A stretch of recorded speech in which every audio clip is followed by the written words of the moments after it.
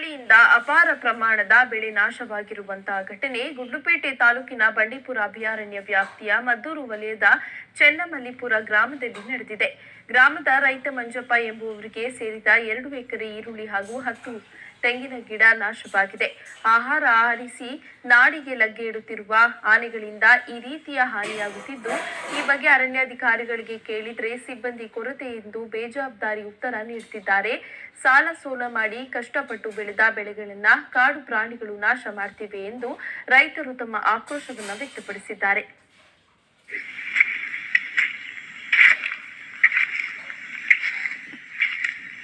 ಹೆಂಗೆ ಮಾಡ್ಬಿಟ್ಟಿದೆ ನೋಡಿ, ಎಷ್ಟು ಆಮೇಲೆ ಎಷ್ಟು ಚೆನ್ನಾಗಿ ತಗೊಂಡವ ನೋಡಿ ಮೊಬೈಲ್ಗೆ ಆದ್ಮೇಲೆ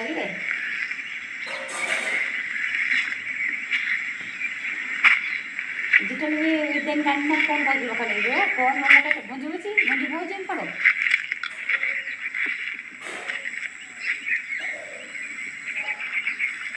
ಇಲ್ಲ ನೋಡಿಲ್ಲ ಇದ್ದರೆ ಇದ್ದೇನೆ ಫೋನ್ ಮಾಡಿ ಹೋಗಿರೋ